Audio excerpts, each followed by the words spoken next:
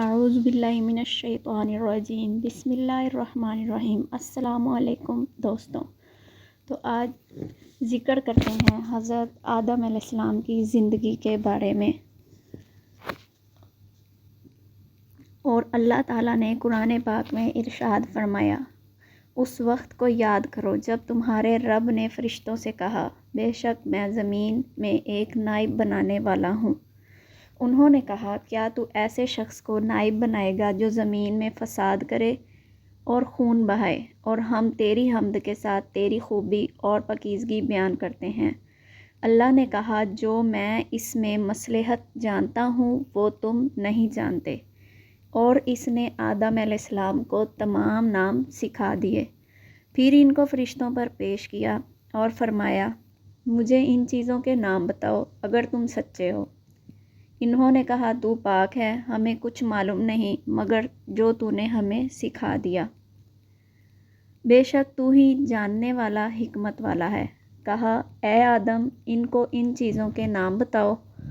बस जब इसने उनको इन चीज़ों के नाम बताए तो अल्लाह ताला ने फरमाया, मैंने तुम्हें कहा नहीं था कि बेशक मैं आसमानों और ज़मीन के गैब जानता हूँ, और मैं जानता हूँ जो तुम ज़ाहिर करते हो और जो तुम छुपाते रहे हो।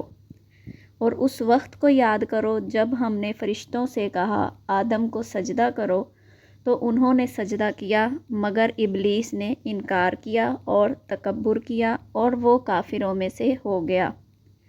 और हमने कहा, ए आदम, तू और तेरी बीवी जन्नत में ठहरो और जहाँ से चाहो खुला खाओ, और उस दरख्त के करीब मत जाओ, अगर तुम ऐसा करोगे तो जालिमों में से हो जाओगे। बस इन दोनों को शैतान ने इससे फुसला दिया और जिस जन्नत में वो थे उससे निकलवा कर छोड़ा। और हमने कहा, उतर जाओ, तुम एक दूसरे के दुश्मन हो और तुमको ज़मीन में रहना और एक वक्त तक फ़ायदा उठाना है। बस आदम अलैहिस्सलाम ने अपने रब से बराए तौबा चंद दुआया कलामात सीख लिए और अल्लाह ताला ने उनका कसूर माफ़ कर दिया। यकीनन अल्लाह ताला माफ़ करने वाला और रहम करने वाला है। हमने कहा, तुम सब के सब इससे उतर जाओ। अब अगर मेरी तरफ से तुम्हारे पास हदायत आए तो इस पर चलना। जो मेरी हदायत पर चलेगा तो उन पर कोई डर नहीं होगा और ना वो गम करेंगे। और जो लोग नाफरमानी करेंगे और हमारी आयत को झुटलाएंगे वही दोज़खी हैं और वो उसमें हमेशा रहेंगे। बेशक अल्लाह के नज़दीक ईसा अलैहिस्सलाम की मिसाल आदम अलैहिस्सलाम की सी है। अल्लाह ने इसको मट्टी से पैदा किया, फिर इसको कहा आदम हो जा, तो आदम बन गया। और इसी तरह जब हज़रत आदम अलैहिस्सलाम और इनकी बीवी हव्वा अलैहिस्सलाम ने शैतान की बात मानकर उस दरख्त को छुआ तो अल्लाह ताला ने उनको जन्नत से निकाल दिया। जन्नत से निकलने के बाद जब उनको ज़मीन पर उतारा गया तो उनके पास बदन ढांपने के लिए कुछ भी ना था। तो अल्लाह ताला ने उनके दिमाग में ये बात डाली कि वो अपने बदन को पत्तों से ढांपें। तो अल्लाह ताला ने उनके लिए जन्नत से पत्ते भेजे जिससे उन्होंने अपना बदन ढांपा। बस शैतान ने उनको फसलाया। उसने कहा, ए आदम, क्या मैं तुझे वो दरख्त बताऊं जो कभी ख़त्म ना हो? तो उन दोनों ने उसे खा लिया। बस उन दोनों की शर्मगाहें इनके लिए ज़ाहिर हो गई और जन्नत के पत्ते ऊपर चिपकाने लगे और आदम ने अपने रब की नाफरमानी की। बस वो भटक गया। फिर उसके रब ने उसको सरफराज किया और उसकी तौबा कबूल की और उसको हदायत दी। अल्लाह ताला ने फरमाया, इससे सब उतर जाओ, तुम एक दूसरे के दुश्मन रहोगे। फिर अगर तुम्हारे पास मेरी तरफ से हदायत आए तो इसको अख्तियार करना। बस जिसने मेरी हदायत की पैरवी की वो गुमराह नहीं होगा और तकलीफ़ नहीं पाएगा, और जिसने मेरे ज़िक्र से एराज़ किया उसके लिए तंग ज़िंदगी होगी और हम इसको क़यामत के दिन अंधा उठाएंगे। वो कहेगा, ए मेरे रब, तूने मुझे अंधा क्यों उठाया है हालांकि मैं देखने वाला था।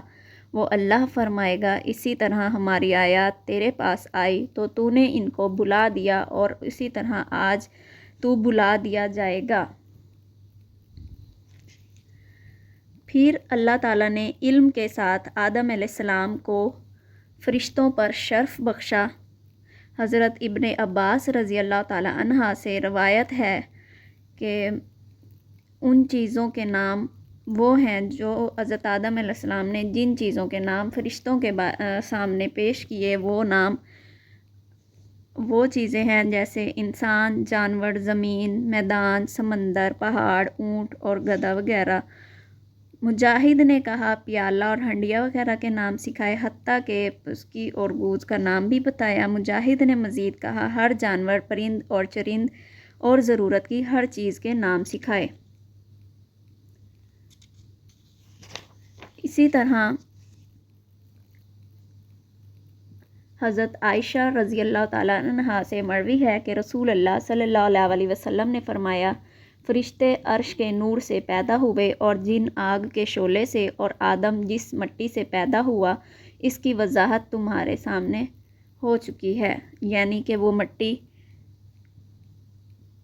ایک ٹھیکری کی طرح بجتی ہوئی کالا سیاہ گارا تھا جس سے آدم کی پیدائش ہوئی۔ اللہ تعالیٰ نے آدم علیہ السلام کا جسم بنایا اور پھر اس میں اپنی روح پھونکی۔ حضرت حسن بصری رحمۃ اللہ علیہ نے کہا ابلیس ایک لمحہ کے لیے بھی فرشتوں میں سے نہیں تھا۔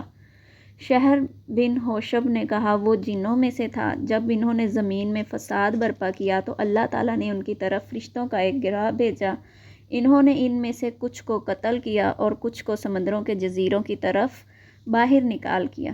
ابلیس کو قید کر لیا گیا، فرشتے اس کو آسمان کی طرف لے گئے، وہاں ٹھہرا رہا۔ جب فرشتوں کو سجدہ کرنے کا حکم ہوا تو ابلیس نے سرکشی کی اور سجدہ کرنے سے انکار کر دیا تو اللہ تعالیٰ نے اس کو شیطان مردود بنا دیا۔ اسی طرح اللہ تعالیٰ نے ایک اور آیت میں فرمایا اے لوگوں اپنے رب سے ڈر جاؤ جس نے تمہیں ایک جان سے پیدا کیا اور اسی سے اس کی بیوی کو بنایا اور ان سے بہت سے مرد اور عورتیں پھیلا دی، یعنی کہ اس دنیا میں جتنے بھی انسان ہیں وہ سب حضرت آدم علیہ السلام اور حضرت حوا علیہ السلام کی نسل سے پھیلے۔ حضرت ابو ہریرہ رضی اللہ تعالیٰ عنہ نبی صلی اللہ علیہ وسلم سے روایت کرتے ہیں کہ آپ صلی اللہ علیہ وسلم نے فرمایا عورتوں کے متعلق اچھی وصیت قبول کرو کیونکہ عورت پسلی سے پیدا ہوئی ہے اور پسلی کا جسم کا سب سے ٹیڑھا حصہ اس کا اوپر والا حصہ ہوتا ہے، اگر تو اسے سیدھا کرنے لگے گا تو اسے توڑ بیٹھے گا اور اگر چھوڑ دے گا تو ہمیشہ ٹیڑھی رہے گی، اس لیے عورت کے متعلق اچھی وصیت قبول کرو۔ اب ذکر آتا ہے کہ وہ کون سا درخت تھا جس سے اللہ تعالیٰ نے آدم علیہ السلام کو منع کیا تھا۔ آدم علیہ السلام کو جس درخت کے قریب جانے سے روکا گیا اس کے بارے میں مفسرین کا اختلاف ہے۔ کہا گیا کہ وہ انگور کا درخت تھا۔ یہ بات ابن عباس رضی اللہ تعالیٰ عنہ، ابن مسعود، سعید بن جبیر، شعبی، جادہ بن حبیرہ اور محمد بن قیس رحمہ اللہ اجمعین سے منقول ہے۔ یہودیوں کا خیال ہے کہ وہ گندم کا پودا تھا اور یہ بات ابن عباس رضی اللہ تعالیٰ عنہ سے ایک روایت میں مروی ہے۔ حضرت وہب رحمۃ اللہ علیہ سے منقول ہے کہ اس کا دانہ مکھن سے زیادہ نرم اور شہد سے زیادہ میٹھا تھا۔ حضرت سوری رحمۃ اللہ علیہ نے ابو حسین کے واسطے سے ابو مالک سے نقل کیا ہے کہ یہ کھجور کا درخت تھا۔ حضرت ابن جریر رحمۃ اللہ علیہ نے مجاہد سے روایت کیا کہ وہ انجیر کا درخت تھا۔ حضرت ابو العالیہ رحمۃ اللہ علیہ نے کہا کہ وہ ایسا درخت تھا کہ اس کو کھانے سے بول و براز کی ضروریات یا ہوا خارج ہونے کی شکایت ہوتی تھی اور یہ چیزیں جنت کے شایان شان نہیں تھی۔ یہ کوئی بڑا اختلاف نہیں، ویسے اللہ تعالیٰ نے اس کو متعین نہیں کیا، اگر اس کی تعین میں ہمارے لیے کوئی مصلحت اور فائدہ ہوتا تو اللہ تعالیٰ اس کی وضاحت ضرور کر دیتا۔ قرآن میں اور بھی کئی امور رکھے گئے ہیں جن کی وضاحت ہمارے لیے کوئی خاص فائدہ کا سبب نہ تھا۔ اب ذکر آتا ہے جنت آدم علیہ السلام آسمان میں تھی یا زمین میں تھی، یعنی کہ وہ جنت جس میں حضرت آدم علیہ السلام رہتے تھے اس دنیا میں آنے سے پہلے، کیا وہ جنت زمین میں تھی یا آسمان میں تھی؟ علماء کا اس بارے میں بھی اختلاف ہے کہ جس جنت میں آدم داخل کیے گئے تھے وہ آسمان میں تھی یا زمین میں۔ اس اختلاف کا حل اور وضاحت بھی مناسب معلوم ہوتی ہے۔ جمہور علماء تو اس بات کے قائل ہیں کہ جنت الماوا تھی، کیونکہ آیت اور حدیث کا ظاہر اسی کا تقاضا کرتا ہے۔ قرآن مجید میں ہے وَقُلْنَا يَا آدَمُ اسْكُنْ أَنْتَ وَزَوْجَكَ الْجَنَّةَ، یہ سورۃ البقرہ کی آیت نمبر 35 ہے۔ اس میں الجنہ پر الف لام الف عموم والا نہیں اور نہ محمود و لفظی کے لیے ہے، بلکہ عہد ذہنی والا ہے، اور وہ عرف شرع میں جنت الماوا یعنی آسمان والا جنت، جیسا کہ موسیٰ علیہ السلام نے آدم علیہ السلام کو کہا تھا کہ تو نے ہمیں اور اپنے آپ کو جنت سے کیوں نکالا، اس کے متعلق بھی وضاحت دیں گے۔ حضرت ابو ہریرہ رضی اللہ تعالیٰ عنہ اور حضرت حذیفہ رضی اللہ تعالیٰ عنہ فرماتے ہیں کہ رسول اللہ صلی اللہ علیہ وسلم نے ارشاد فرمایا، اللہ لوگوں کو جمع کرے گا، جب جنت ان کے سامنے آئے گی تو ایمان والے حضرت آدم علیہ السلام کے پاس آ کر کہیں گے، اے ہمارے باپ، ہمارے لیے جنت کھلوانے کی درخواست کریں، تو وہ کہیں گے کہ تمہیں جنت سے تمہارے باپ کی غلطی نے ہی تو نکالا تھا۔ یہ حدیث قوی، واضح اور عمدہ دلیل ہے کہ وہ جنت الماوا ہے، لیکن یہ استدلال، اعتراض اور نقد سے خالی نہیں۔ کچھ علماء کرام کی رائے یہ ہے کہ حضرت آدم علیہ السلام جس جنت میں بسائے گئے وہ جنت الخلد نہیں تھی، کیونکہ حضرت آدم علیہ السلام کو وہاں ایک درخت کے قریب نہ جانے کا مکلف بنایا گیا تھا، جبکہ وہ جنت احکام تکلیفیہ بجا لانے کی جگہ نہیں ہے۔ اس لیے بھی کہ حضرت آدم علیہ السلام اس میں سوئے اور اس سے نکالے گئے، اور وہاں حضرت آدم علیہ السلام پر ابلیس داخل ہوا، اور یہ چیزیں جنت الخلد ہمیشہ کی جنت کے منافی ہیں۔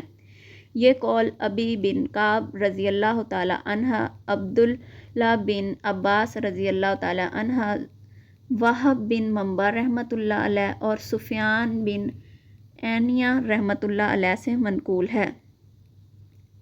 قاضی ماوردی رحمۃ اللہ علیہ نے اپنی تفسیر میں کہا ہے کہ حضرت آدم علیہ السلام جس جنت میں بسائے گئے اس کے متعلق دو قول ہیں، ایک یہ ہے کہ وہ جنت الخلد ہے، اور دوسرا یہ کہ وہ ایک باغ تھا جو اللہ نے ان کے لیے تیار کیا تھا اور اس کو امتحان گاہ بنایا تھا۔ یہ ہمیشہ کی جنت الخلد نہ تھی، جو کہ حقیقت میں دارالجزا اور دارالامتحان نہیں۔ جو لوگ دارالامتحان کے طور پر الگ ایک جنت باغ کے قائل ہیں، ان کا مزید آپس میں اختلاف ہے۔ کچھ کا خیال ہے کہ وہ آسمان میں ایک باغ جنت تھی جس سے حضرت آدم علیہ السلام اور حوا علیہ السلام کو اتارا گیا۔ یہ حسن رحمۃ اللہ علیہ کا قول ہے۔ خیر، اس بارے میں بحث و مباحثہ اور نہیں کیا جا سکتا، کیونکہ یہ بہتر اللہ تعالیٰ ہی جانتے ہیں۔ اسی طرح اللہ تعالیٰ نے آدم علیہ السلام اور موسیٰ علیہ السلام کا بحث و مناظرہ بھی کروایا۔ حضرت ابو ہریرہ رضی اللہ تعالیٰ عنہ نبی اکرم صلی اللہ علیہ وسلم سے بیان کرتے ہیں کہ آپ صلی اللہ علیہ وسلم نے فرمایا، موسیٰ علیہ السلام نے آدم علیہ السلام سے مباحثہ اور مناظرہ کیا اور کہا، آپ نے غلطی سے لوگوں کو جنت سے نکلوا دیا اور محروم کر دیا ہے۔ آدم علیہ السلام نے کہا، اے موسیٰ، اللہ نے آپ کو اپنے پیغامات اور کلام کے لیے منتخب کیا، تو مجھے ایسی چیز پر ملامت کرتا ہے جو اللہ نے مجھے پیدا کرنے سے پہلے میرے بارے میں لکھ دی تھی، یا مجھے پیدا کرنے سے پہلے اس کا فیصلہ کر دیا تھا۔ رسول اللہ صلی اللہ علیہ وسلم نے فرمایا، 2 مرتبہ آدم علیہ السلام موسیٰ علیہ السلام پر غالب آ گئے۔ حضرت ابو ہریرہ رضی اللہ تعالیٰ عنہ بیان کرتے ہیں کہ اللہ کے رسول صلی اللہ علیہ وسلم نے فرمایا، آدم اور موسیٰ علیہ السلام کا جھگڑا ہوا۔ موسیٰ علیہ السلام نے کہا، اے آدم، تو ہمارا باپ ہے، تو نے ہمیں خائب و خاسر کر دیا اور جنت سے نکال دیا۔ آدم علیہ السلام نے کہا، اے موسیٰ، اللہ نے تجھے اپنی کلام کے ساتھ شرف بخشا، کیا تو مجھے ایسی چیز پر ملامت کرتا ہے جو اللہ نے مجھے پیدا کرنے سے 40 سال پہلے میرے مقدر میں لکھ دی تھی؟ پس آدم موسیٰ پر غالب آ گئے۔ اسی طرح حضرت آدم علیہ السلام کی پیدائش کے بارے میں چند احادیث مبارکہ ہیں۔ حضرت ابو موسیٰ اشعری رضی اللہ تعالیٰ عنہ سے مروی ہے کہ رسول اللہ صلی اللہ علیہ وسلم نے فرمایا، اللہ تعالیٰ نے تمام زمین سے ایک مٹھی لے کر آدم علیہ السلام کو بنایا، اس لیے زمین کے لحاظ سے لوگ سفید، سرخ، سیاہ اور درمیانے درجے میں، اسی طرح اچھے، برے، نرم اور سخت طبیعت والے اور کچھ درمیانے درجے کے پیدا ہوئے۔ ابن حبان کی طرف ابن کثیر رحمۃ اللہ علیہ کی اصل میں نسبت وہم، صدی رحمۃ اللہ نے ابن عباس و ابن مسعود و دیگر صحابہ رضی اللہ تعالیٰ عنہ سے روایت کی ہے کہ اللہ تعالیٰ نے جبرائیل کو زمین میں مٹی لانے کے لیے بھیجا تو زمین نے کہا، میں تجھ سے اللہ کی پناہ میں آتی ہوں کہ تو مجھ سے کوئی کمی کرے یا مجھے عیب نہ کر دے۔ تو وہ مٹی لیے بغیر واپس چلے گئے اور کہا، اے اللہ، اس نے تیری پناہ میں آنے کی درخواست کی تو میں نے اس کو پناہ دے دی۔ پھر میکائیل کو بھیجا، زمین نے اس سے پناہ مانگی تو اس نے بھی پناہ دے دی اور جبرائیل کی طرح واقعہ بتا دیا۔ پھر اللہ نے موت کے فرشتے کو بھیجا، یعنی ملک الموت کو، اسرائیل کو۔ زمین نے اس سے بھی پناہ مانگی تو اس نے کہا، میں اس سے اللہ کی پناہ میں آتا ہوں کہ میں اللہ کے حکم کی تعمیل کیے بغیر واپس چلا جاؤں، اور اس سے مختلف جگہوں سے سرخ، سفید اور سیاہ مٹی ملا کر پکڑی، جس وجہ سے آدم علیہ السلام کی اولاد بھی مختلف رنگوں والی ہے۔ وہ مٹی لے کر اوپر گئے اور اس کو پانی کے ساتھ تر کیا حتیٰ کہ وہ چپکنے والی لیس دار مٹی بن گئی۔ پھر اللہ عز و جل نے فرشتوں کو فرمایا، میں مٹی سے انسان بنانے والا ہوں، جب میں اس کو اچھی طرح بنا لوں اور اس میں اپنی پیدا کردہ روح ڈال دوں تو اس کے لیے سجدہ میں گر جانا۔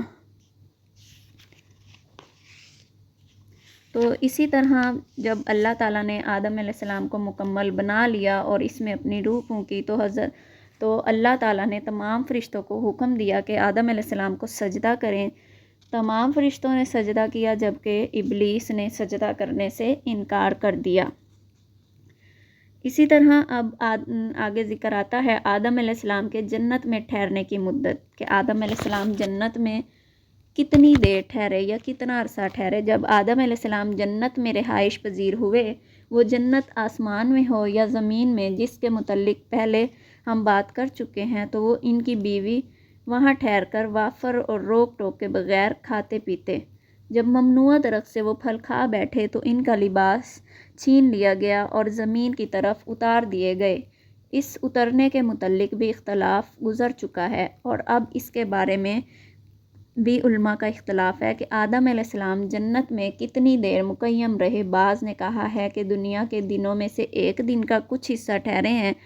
صحیح مسلم کی ابو ہریرہ رضی اللہ عنہ سے مرفوعاً روایت ہے، ہم پہلے بھی بیان کر چکے ہیں کہ آدم علیہ السلام جمعہ کے دن کے اوقات میں آخری وقت پیدا ہوئے، اور صحیح مسلم کی ابو ہریرہ رضی اللہ عنہ سے یہ روایت بھی گزر چکی ہے کہ آدم علیہ السلام جمعہ کے دن پیدا ہوئے اور اسی جمعہ دن جنت سے نکالے گئے۔ آدم علیہ السلام جس دن پیدا ہوئے اگر اسی دن جنت سے نکالے گئے اور دن کی مقدار بھی دنیا کے دنوں جیسی ہے تو نتیجہ یہ نکلتا ہے کہ وہ دنیا کے دن کا کچھ حصہ جنت میں مقیم رہے، اور یہ بات محل نظر ہے۔ اگر پیدائش کے دن سوائے کسی اور دن میں نکالے گئے یا ان 6 دنوں کی مقدار دنیا کے 6000 سال جتنی ہے، جیسا کہ ابن عباس رضی اللہ تعالیٰ عنہ، مجاہد رحمۃ اللہ علیہ، ضحاک رحمۃ اللہ علیہ کا نظریہ پہلے ذکر ہوا، اور اب ابن جریر کی پسندیدہ رائے بھی یہی ہے، تو اس کا حاصل یہ ہے کہ وہ لمبا عرصہ جنت میں مقیم رہے۔ اب ذکر آتا ہے آدم علیہ السلام کے اولاد، یعنی آدم علیہ السلام کے بیٹے قابیل و حابیل کا واقعہ۔ اللہ جل شانہ نے فرمایا، اور اے نبی صلی اللہ علیہ وسلم، ان پر آدم علیہ السلام کے 2 بیٹوں کا واقعہ پڑھو۔ جب ان دونوں نے قربانی کی، پس ان میں سے ایک کی قربانی قبول ہوئی اور دوسرے کی قبول نہ ہوئی۔ اس قابیل جس کی قربانی قبول نہ ہوئی نے کہا، میں تجھے ضرور قتل کروں گا۔ دوسرے لڑکے حابیل نے کہا، اللہ صرف پرہیزگاروں سے قربانی قبول کرتا ہے، اگر تم مجھے قتل کرنے کے لیے میری طرف اپنا ہاتھ پھیلائے گا تو میں تجھے قتل کرنے کے لیے اپنا ہاتھ تیری طرف نہیں پھیلاؤں گا۔ بے شک میں اللہ سے ڈرتا ہوں جو جہانوں کا پروردگار ہے، بے شک میرا ارادہ ہے کہ تو میرے اور اپنے گناہ کے ساتھ لوٹے، پس تو آگ میں جانے والوں میں سے ہو جائے، اور زیادتی کرنے والوں کا یہی بدلہ ہے۔ پس اس قابیل کے نفس نے اسے اپنی بھائی کو قتل کرنے پر ابھارا، پس اس نے قتل کر ڈالا، پس وہ گھاٹا پانے والوں میں سے ہو گیا۔ یہاں ذکر کرتے چلے جائیں کہ حابیل اور قابیل کون تھے۔ حابیل اور قابیل حضرت آدم علیہ السلام کے بیٹے تھے، اور انہوں نے ہی دنیا میں پہلا قتل کیا تھا۔ جب قابیل کے نفس نے اسے اپنے بھائی کے قتل کرنے پر ابھارا اور اس نے اپنے بھائی کو قتل کر ڈالا، پھر اللہ نے ایک کوہ بھیجا، وہ زمین کو کرید رہا تھا تاکہ وہ اس قابیل کو دکھائے کہ وہ اپنے بھائی کی میت کو کیسے چھپائے۔ یہ دیکھ کر وہ کہنے لگا، ہائے افسوس، میں اس سے عاجز آ گیا کہ میں اس کوے کی طرح ہو جاتا، بس اپنے بھائی کی لاش کو چھپا لیتا، بس وہ پشیمانوں میں سے ہو گیا۔ صدی رحمۃ اللہ علیہ نے ابن عباس رضی اللہ تعالیٰ عنہ اور ابن مسعود رضی اللہ تعالیٰ عنہ اور دیگر صحابہ رضی اللہ تعالیٰ عنہ سے ذکر کیا ہے کہ آدم علیہ السلام پیدا ہونے والے ایک جوڑے میں سے ایک لڑکے کی شادی دوسرے جوڑے کی لڑکی سے کر دیتے، اور حابیل نے قابیل کے ساتھ پیدا ہونے والی بہن کے ساتھ شادی کا پروگرام بنایا۔ قابیل حابیل سے بڑا تھا، اور قابیل کے ساتھ پیدا ہونے والی بہن زیادہ خوبصورت تھی۔ قابیل نے خود اپنے ساتھ پیدا ہونے والی بہن کے ساتھ شادی کا ارادہ کیا۔ آدم علیہ السلام نے کہا، تو اپنے ساتھ والی بہن کی شادی حابیل سے ہونے دے، لیکن اس نے انکار کر دیا۔ آدم علیہ السلام نے ان دونوں کو قربانی کرنے کا حکم دیا۔ آدم علیہ السلام خود حج کرنے مکہ چلے گئے اور جاتے وقت آسمانوں سے اپنی اولاد کی حفاظت کرنے کو کہا۔ انہوں نے اس بات سے انکار کر دیا۔ زمینوں اور پہاڑوں کو کہا، وہ بھی انکاری ہوئے۔ قابیل نے ان کی حفاظت کی ذمہ داری قبول کر لی۔ حابیل اور قابیل نے اپنی اپنی قربانی پیش کی۔ حابیل نے ایک موٹی تازہ بکری پیش کی کیونکہ وہ بکریوں والا تھا، اور قابیل نے فصل کا ایک ردی اور نکما گٹھا پیش کیا کہ وہ کھیتی والا تھا۔ آسمان سے آگ اتری اور حابیل کی قربانی کھا گئی، اور قابیل کی قربانی چھوڑ گئی۔ وہ ناراض ہو گیا اور کہا، میں تجھے قتل کر دوں گا، صرف اس صورت میں چھوڑ دوں گا کہ تو میری بہن سے شادی نہ کرے۔ اس حابیل نے کہا، اللہ پرہیزگاروں سے قربانی قبول کرتا ہے۔ اب ذرا آدم علیہ السلام کی اولاد کا ذکر ڈیٹیل سے کرتے جائیں۔ میں نے اہل کتاب کے ہاتھوں میں کتاب دیکھی جس کو وہ تورات کا نام دیتے ہیں۔ اس میں لکھا ہے کہ اللہ تعالیٰ نے قابیل کو مہلت دی اور وہ عدن کی مشرقی جانب نوت جگہ میں رہائش پذیر ہو گیا۔ اہل کتاب اس کو کنین کہتے ہیں۔ اس کی پشت سے خنو پیدا ہوا، خنو کے ہاں اندر اور اندر کے ہاں محاول اور محاول کے ہاں متوشل اور اس کے ہاں لامک۔ اس نے ادا اور سلادو عورتوں سے شادی کی۔ ادا کے ہاں ابل نامی ایک لڑکا پیدا ہوا۔ یہ پہلا شخص ہے جس نے خیمے بنا کر چھت کا سایہ حاصل کیا اور ان میں رہائش پذیر ہوا اور مال جمع کیا۔ اس نے نوبل کو جنم دیا، اور یہ پہلا آدمی ہے جس نے سب سے پہلے طبلہ سرنگی بنائی۔ اس تورات میں یہ بھی ہے کہ آدم علیہ السلام اپنی بیوی حوا کے پاس گئے تو اس نے ایک لڑکا جنم دیا۔ اس کا نام ماں نے شیس رکھا کیونکہ وہ اس حابیل کا متبادل تھا جسے قابیل نے قتل کیا، اور شیس کی پشت سے انوش پیدا ہوا۔ انوش کی پشت سے کنان نامی شخص پیدا ہوا۔ اس وقت انوش 90 برس کا تھا۔ وہ اس کے بعد 815 برس زندہ رہا اور اس کے ہاں بچے اور بچیاں ہوئی۔ کنان کے یہاں 70 سال کی عمر میں مہلابیل پیدا ہوا۔ جب مہلابیل کی عمر 65 برس ہوئی تو اس کے ہاں یرد نامی لڑکا پیدا ہوا، اور وہ اس کے بعد 830 برس زندہ رہا۔ جب یرد 162 سال کا ہوا تو اس کے ہاں خنو پیدا ہوا، اور اس کے بعد 800 سال زندہ رہا۔ اس کے ہاں بہت سے بچے اور بچیاں پیدا ہوئی۔ جب خنو 65 برس کا ہوا تو اس کے ہاں متشلخ پیدا ہوا، اور وہ بعد میں 800 سال زندہ رہا، اور اس کے ہاں بھی بہت سے لڑکے اور لڑکیاں پیدا ہوئی۔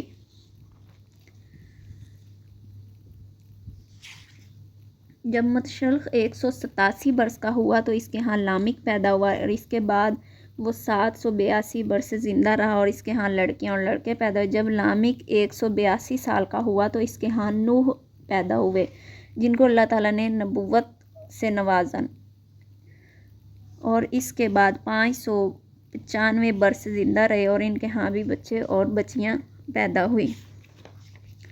آدم علیہ السلام کی وفات کا بھی ذکر کرتے جائیں اور وصیت کا بھی۔ شیث کے معنی اللہ تعالیٰ کا عطا کردہ ہیں۔ انہوں نے اپنے بیٹے کا نام شیث اس لیے رکھا تھا کہ یہ حابیل کے قتل ہونے کے بعد اللہ کی طرف سے عنایت ہوا تھا۔ ابو ذر رضی اللہ عنہ نے نبی صلی اللہ علیہ وسلم سے بیان کیا ہے کہ اللہ تعالیٰ نے آسمان سے کل 104 صحیفے نازل کیے اور ان میں سے 50 صحیفے شیث پر اتارے۔ جب آدم علیہ السلام کی موت کا وقت آیا تو انہوں نے اپنے بیٹے شیث علیہ السلام کی طرف وصیت کی اور اس کو دن اور رات کے اوقات کی تعلیم دی، ان اوقات کی عبادات سکھائی اور ایک بڑے طوفان آنے کی پیش گوئی کی۔ محمد بن اسحاق رحمۃ اللہ علیہ نے کہا جاتا ہے کہ اولاد آدم کے تمام انساب شیث تک پہنچے ہیں، کیونکہ اس کے سوا تمام اولاد آدم ختم ہو گئی تھی۔ جب آدم علیہ السلام فوت ہوئے، وہ جمعہ کا دن تھا، فرشتے اس کے پاس ہنوز نامی خوشبو لائے اور اللہ کی طرف سے جنت سے کفن مہیا کیا اور اس کے بیٹے اور وصی شیث علیہ السلام سے تعزیت کی۔ ابن اسحاق رحمۃ اللہ علیہ کا سورج اور چاند رات دن اور 7 راتیں گہنائے رہے، ان کی روشنی مانند پڑ گئی۔ جب وہ فوت ہوا تو اس کے بعد اس کا بیٹا یرد معاملات کا نگران بنا۔ جب اس کی مدت کا وقت قریب ہوا تو اس نے اپنے بیٹے خنو کو وصیت کی اور یہ خنو بھی مشہور قول کے مطابق ادریس علیہ السلام ہے۔ الحمدللہ حضرت آدم علیہ السلام کا واقعہ مکمل ہوا۔ انشاءاللہ ہم اپنی اگلی ویڈیو میں اگلے نبی علیہ السلام کا یعنی حضرت ادریس علیہ السلام کے حالات زندگی کے بارے میں بتائیں گے۔ اگر آپ کو ہماری ویڈیو پسند آئی ہو تو لائک کریں، شیئر کریں، اور اگر آپ ہمارے چینل پہ نئے ہیں تو پلیز سبسکرائب کریں۔